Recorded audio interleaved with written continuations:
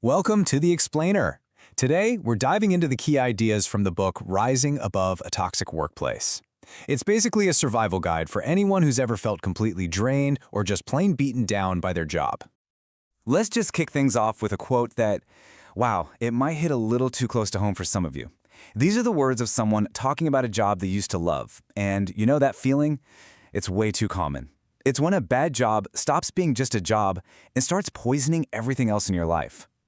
I mean, it's really a tale of two worlds, isn't it? On one side, you have a healthy workplace that actually gives you energy, a place you're excited to be. But on the other, you have a toxic one. And man, that poison spreads.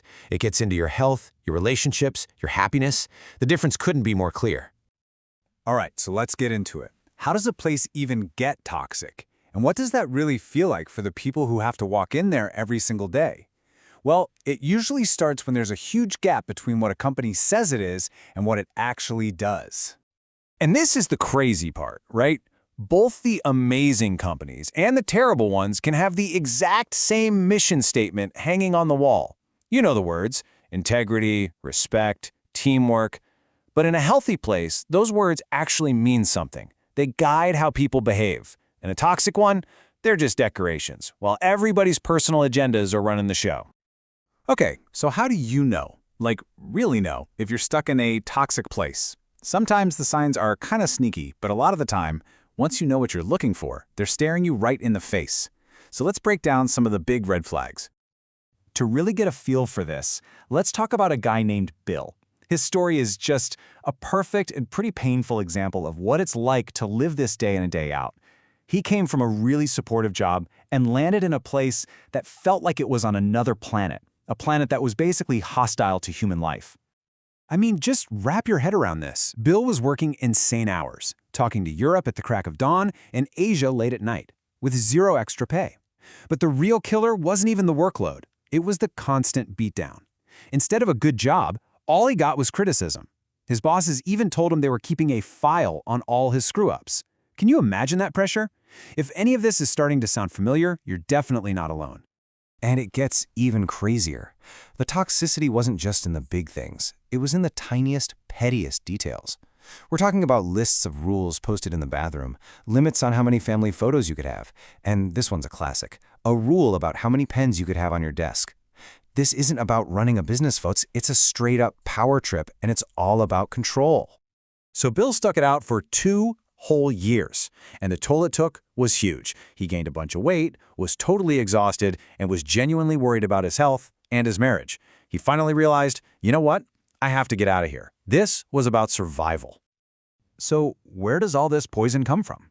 Well, Bill's story points directly to leadership, and that's our next big topic. Because 9 times out of 10, the toxicity flows right from the top. The kind of leader you have changes everything. You know, it's interesting. A toxic boss isn't always some cartoon villain. A lot of the time, they're a victim of what's called the Peter principle. Basically, they were awesome at their old job, so they kept getting promoted right up to the level where they're totally incompetent as a leader. Take Brenda, for example. Perfect case study. As a nurse, she was amazing, full of energy, super capable. But the second she got promoted to manager, total disaster. She just wasn't cut out for it, and her whole team suffered until all the good people just left. But then, you've got the other kind of boss. The ones who are just plain cruel. They seem to get a kick out of having power. People like Joe, a nursing home owner who literally terrorized his staff. We're talking about a guy who dumped out a receptionist's entire desk just to make a point. And that brings us to this incredible quote from Abraham Lincoln. He said that, if you want to test someone's character, give them power. See, it's not that power makes someone bad. It just reveals who they really were all along. For guys like Joe, power was just a megaphone for their worst traits. Okay, so if you're sitting there nodding along, recognizing your own workplace and maybe even your own boss, the big question is, what the heck do you do now? Well, the book breaks it down into 3 main options, 3 paths forward. Look, there's no magic wand here, but you absolutely have choices. You can think of it as 3 different game plans for getting your sanity back. You can choose to endure the situation, you can actively cope with it, or you can decide it's time to quit. So, what does enduring actually look like? It's about finding ways to survive, day to day. There's a story about a guy named Ted who found his oasis of friendliness just by hanging out with some cheerful secretaries. It's also about listening to your body. Seriously, if you're constantly stressed and wiped out, your body is screaming at you for a reason. Now, coping is more active. It's about drawing a line in the sand. Remember Joe, the tyrant boss? Well, one day he was just laying into an employee, and this woman, Anna, calmly walked up to him and said that exact sentence. And guess what? It worked.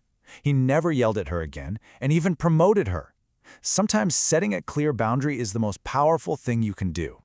And then there's quitting. And for people like Ruth, it's not about giving up. It's about saying enough is enough. When your health is tanking and you're miserable all the time, walking away isn't failure. It's an act of self-preservation. It's choosing yourself. So, whether you decide to endure, cope, or quit, there's a really important final piece to this whole puzzle. The real antidote, the ultimate solution. It doesn't come from changing your boss. It comes from inside you. This idea is summed up perfectly by Viktor Frankl, a psychiatrist who survived the concentration camps of World War II.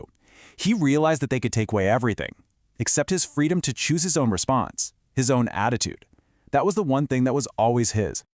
And that right there is the most important takeaway from all of this. You can't always control the chaos around you. You can't force your boss to be a better person, but you can always control your response. That's where your real power is. That is something they can never, ever take away from you. So our goal here was to give you a kind of toolkit based on these ideas. And we want to leave you with this question to get you started. It's a simple one, but it's powerful. What's just one choice, one thing you can do today to make your work life even a tiny bit better?